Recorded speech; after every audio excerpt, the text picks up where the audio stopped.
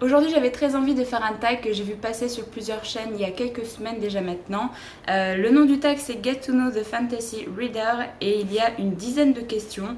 Je trouvais que le tag était plutôt cool à faire et ça fait un petit moment que j'en ai pas fait sur la chaîne. Donc si jamais vous souhaitez répondre aux questions en même temps que moi dans les commentaires, je vous laisse répondre parce que du coup je suis curieuse un petit peu de voir vos réponses. Je vais commencer avec la première question. Quelle est ton histoire avec la fantasy? Comment es-tu venue à lire ta première histoire de fantasy? Alors pour ma part, j'ai lu ma première histoire de fantasy il n'y a pas si longtemps que ça. Au final, quand j'étais jeune, je lisais beaucoup plus tout ce qui était BD, tout ce qui était histoire d'horreur quand j'allais à la bibliothèque, quand j'étais vraiment enfant, ado.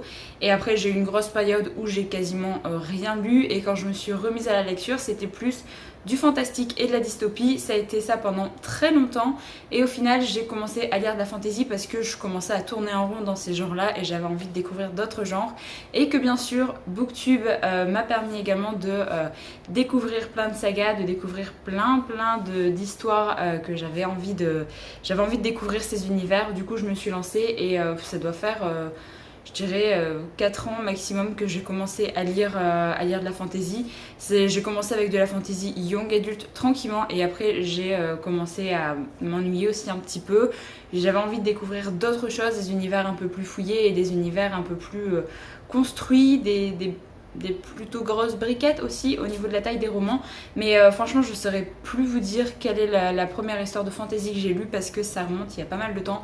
Mais de toute façon, c'était la fantasy young adulte pour les toutes premières que j'ai découvertes. La deuxième question, si tu pouvais être le héros ou l'héroïne dans une histoire de fantasy, qui serait l'auteur et quel genre de thème voudrais-tu avoir dedans? Alors pour ma part, j'aimerais soit que ce soit Sanderson qui écrit cette histoire ou Robin Hobb parce que j'aime beaucoup les personnages qu'elle invente, toute l'histoire et les relations entre les personnages. Sanderson, il a une plume hyper addictive, il y a plein de retournements de situation, je trouve que les histoires sont extrêmement bien construites, on s'ennuie quasiment jamais dans ses romans. Et du coup, le genre de thème que je voudrais avoir dedans, je dirais un peu de magie parce que j'adore ça, n'importe quel type de magie vraiment, ça peut être comme l'allomancie dans Fils des Brumes, moi j'adore, j'ai adoré cette façon de contourner un petit peu le système magique comme ça et d'avoir un truc hyper inédit. Et après j'aime bien également tout ce qui est complot, alors pas forcément complot politique mais juste des complots de base, des grosses intrigues et des retournements de situation. Moi s'il y a les deux choses là-dedans, c'est parfait. Troisième question, quel est le roman de fantasy que tu as lu cette année et que tu voudrais que plus de personnes lisent?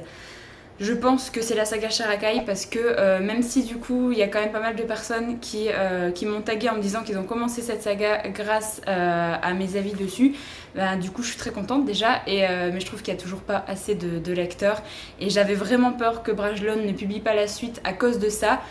Pour l'instant, ils ont prévu que le tome 4 sortait en début d'année 2021, donc on aura la suite quand même pour l'instant. J'espère qu'ils finiront la saga parce que clairement j'espère qu'il y aura toujours autant de personnes qui vont acheter cette saga, de personnes qui vont aimer cette saga et que cette saga va devenir un petit peu plus populaire parce que j'ai vraiment très peur qu'ils ne publient pas la fin. Mais bon, on va croiser les doigts, on va faire confiance à Brajlon pour qu'il publie la saga complète. La quatrième question, quel est le sous-genre de fantasy que tu préfères? Lequel est-ce que je n'ai pas l'habitude de lire? Alors, je vous avoue que j'ai regardé un petit peu sur internet pour distinguer les genres de fantasy parce que clairement c'est pas du tout quelque chose auquel je fais attention quand je commence une saga, quand je lis tel ou tel roman de fantasy. Du coup, j'ai un petit peu regardé les différentes catégories qu'il y avait et je dirais que je lis beaucoup plus d'heroic fantasy. C'est à peu près ce qu'on retrouve dans pas mal de grosses sagas et je dirais que ce que j'ai pas l'habitude de lire, alors j'en ai commencé certains mais c'est vraiment pas ce que je lis le plus, c'est tout ce qui concerne la dark fantasy. Pour la cinquième question, quel est l'auteur que j'achète tous les livres les yeux fermés? Du coup je dirais Sanderson, forcément. Après il y a d'autres auteurs mais si on reste vraiment dans les sagas de fantasy, je dirais que j'ai juste très envie de découvrir tout ce que Robin Hobb a pu faire. Donc là, j'ai lu que la première intégrale de l'Assassin Royal, mais j'aime tellement sa plume que clairement, je me ferai un plaisir de découvrir tout ce qu'elle a fait. Après, il y a beaucoup de choses, donc j'ai le temps de voir venir, donc je n'ai pas encore tout dans ma bibliothèque, bien sûr. Mais vraiment, ce qui concerne la fantasy, je dirais vraiment Brandon Sanderson, parce que de base, c'est l'auteur qui m'a fait découvrir et aimer la fantasy adulte. La sixième question, comment trouves-tu tes recommandations de fantasy? Je pense que je suis pas très originale. Je regarde beaucoup de vidéos YouTube, donc que ce soit anglophone ou francophone. D'ailleurs, il y a une dernière question où du coup je dois vous citer un petit peu des chaînes que j'aimerais bien partager. Et j'ai fait une petite liste pour vous dire un petit peu les petites chaînes que je regarde le plus. Et du coup, pour les autres recommandations, à part pour les chaînes Booktube, je dirais que je regarde pas mal sur des sites. Alors après, c'était surtout pour la science-fiction que j'ai fait ça, où je suis allée vraiment sur des sites et j'ai regardé un petit peu les classiques du genre, vraiment les livres de science-fiction qu'on recommande pour débuter ou pour découvrir si vous avez aimé tel auteur. Et du coup, c'est vrai que vu que je m'y connaissais pas forcément beaucoup dans la science-fiction adulte, j'ai consulté des sites par rapport à ça. Après, la fantasy, clairement, ça a été tellement de découvertes grâce aux vidéos Booktube que j'ai une wishlist qui est extrêmement importante juste avec ces vidéos, donc j'ai pas forcément besoin de rechercher sur des sites à part. La septième question, quel roman de fantasy attends-tu le plus sa sortie? Alors pour la fin d'année, franchement je sais pas trop parce qu'il y a pas mal de livres, mais c'est pas forcément de la fantasy, vraiment en sortie. Alors il y a la sortie de Wild, de je ne sais plus comment elle s'appelle, qui va sortir en poche, parce que moi j'attends cette saga en poche parce que je ne savais pas si j'allais forcément l'apprécier ou pas. Et là ça sort en poche au mois de septembre si je dis pas de bêtises, et j'ai vraiment bien envie de me faire mon propre avis sur cette saga parce que je l'ai vu passer sur des chaînes anglophones que je suis et ils en ont dit beaucoup de bien, donc franchement je suis très curieuse par rapport à ça. Après il y a de la fantasy young adult, il y a To Kill a Kingdom qui va sortir chez De Saxus également, qui sort je ne sais plus quand, octobre, si je dis pas de bêtises, quelque chose comme ça. Et le deuxième tome des Brunes de Cendre Lune de Georgia Caldera, parce que j'avais vraiment beaucoup aimé le premier tome. Donc voilà, je suis très curieuse de voir ce que ça peut donner dans le deuxième tome. La huitième question, quel est le concept présent en fantasy que j'aimerais voir disparaître? J'ai toujours un petit peu de mal avec le concept où quand vous commencez une grosse saga de fantasy, vous avez toujours l'élu qui va tout résoudre, tous les problèmes de ce monde-là. Et c'est vrai que j'ai toujours un petit peu du mal. Là, dans La Roue du Temps, vous avez un petit peu ce problème-là, mais vous n'avez pas forcément qu'un seul personnage qui est très important. Vous avez quand même un trio qui est très important et les personnages secondaires ont un rôle hyper important également. Vous n'avez pas forcément uniquement le personnage qui doit absolument tout faire tout seul. C'est plutôt ça que j'aime bien également dans cette saga, mais après on retrouve quand même ça dans pas mal d'histoires de fantasy malheureusement, et c'est quelque chose qui, ouais, j'avoue, au fur et à mesure... Voilà, ça me plaît pas forcément de fou. La neuvième question, si quelqu'un n'a jamais lu de fantasy avant et te demande une recommandation de 3 livres pour débuter, quelles seraient tes recommandations? Alors si vraiment la personne n'a jamais lu de fantasy, je dirais l'Assassin Royal, parce que ça se lit tout seul, c'est pas de la fantasy très poussée, vous avez un gros attachement au niveau des personnages et ça se lit très bien, même s'il y a des longueurs et tout, mais déjà si vous lisez uniquement la première époque, c'est une trilogie de base qui a été découpée quand même en 6 tomes en poche, ou alors en intégrale si vous prenez les intégrales chez J'ai lu. Mais franchement ça se lit très bien, et je pense que quand on débute la fantasy, c'est bien de pas se perdre dans un univers où vous avez 40 000 personnages, où vous avez des grosses intrigues et des grosses intrigues politiques avec un système de magie qui est hyper approfondi.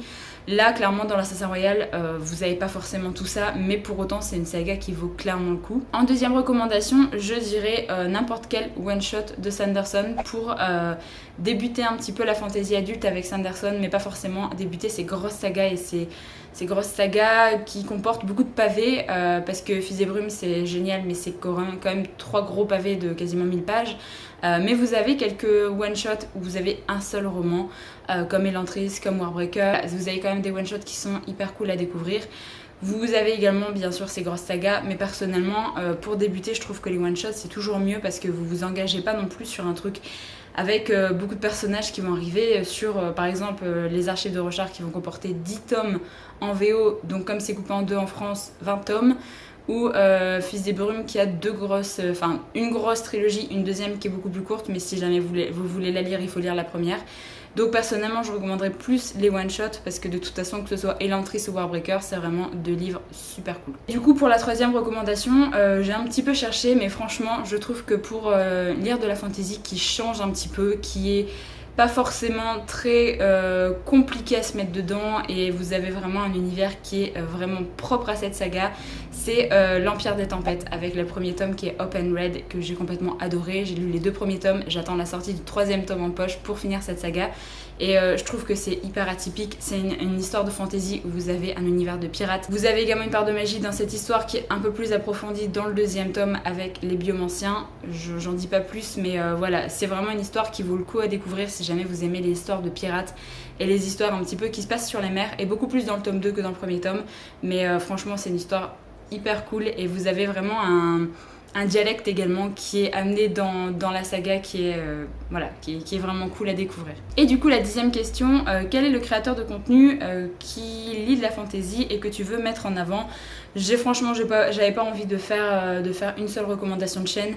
J'ai mis 4 chaînes anglophones et après 1, 2, 3, 4, 5, 7 chaînes francophones à vous présenter, qui sont des personnes que je suis vraiment très régulièrement, que j'essaye de regarder quasiment toutes leurs vidéos, sauf si vraiment il y a une vidéo qui me parle pas, que j'ai pas forcément envie de regarder, mais généralement c'est vraiment des booktubers que j'apprécie vraiment beaucoup. Alors pour les chaînes anglophones, il y a bien sûr Daniel Green qui fait plein de genres de vidéos différentes et que franchement j'adore, j'aime vraiment beaucoup sa façon de présenter un petit peu tous les romans. Elliot Brooks également qui est une américaine je crois, qui présente extrêmement bien et tout, et par contre j'avais un petit problème au début pour la comprendre parce qu'elle a une voix très grave. Et comme elle parle quand même assez vite des fois, pour la comprendre quand vous n'êtes pas bilingue en anglais, des fois c'est un petit peu compliqué.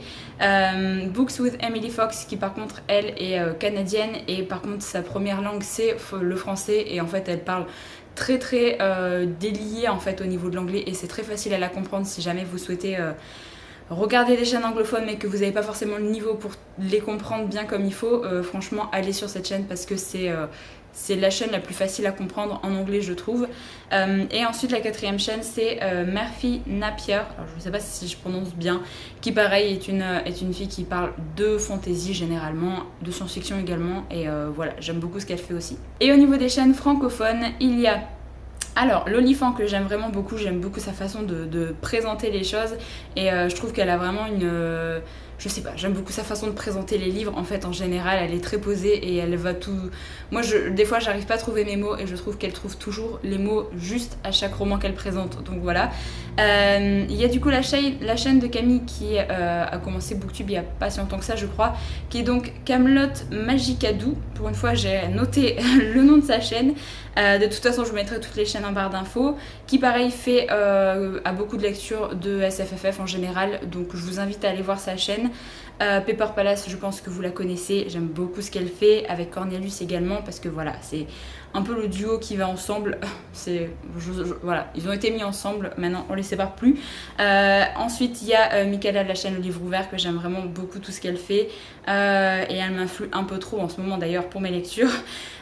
Ensuite une autre chaîne qui a débuté il n'y a pas si longtemps que ça, et il me semble que c'est une française qui est partie vivre aux États-Unis. Si je me trompe et que tu regardes la vidéo, dis-le moi, mais je pense que c'est ça. Donc sa chaîne c'est What Corinne Did, et du coup voilà, elle parle beaucoup de romans anglophones parce que du coup forcément elle habite aux États-Unis, c'est beaucoup plus facile de se procurer des romans qui sont directement en anglais je pense. Donc voilà, je vous invite également à aller voir sa chaîne parce que du coup moi j'aime beaucoup ce qu'elle fait également. Et la dernière chaîne que je suis également c'est la chaîne de Laniela Books, et je suis très contente qu'elle ait repris ses vidéos depuis je dirais un peu plus d'1 an là à peu près, et elle avait fait une pause et là je suis très contente de la revoir parmi tous les booktubers, et j'aime beaucoup ce qu'elle fait également. Donc voilà, j'en ai fini avec ce tag. N'hésitez pas à répondre aux questions dans les commentaires si jamais vous souhaitez me donner vos recommandations, ou que ce soit des chaînes, des recommandations de fantasy ou telle réponse à telle question. Franchement c'est un tag que j'avais vu passer, que je trouve plutôt intéressant à faire. C'est vrai, les tags j'en fais pas forcément beaucoup parce qu'il y en a pas forcément beaucoup là qui me tentent.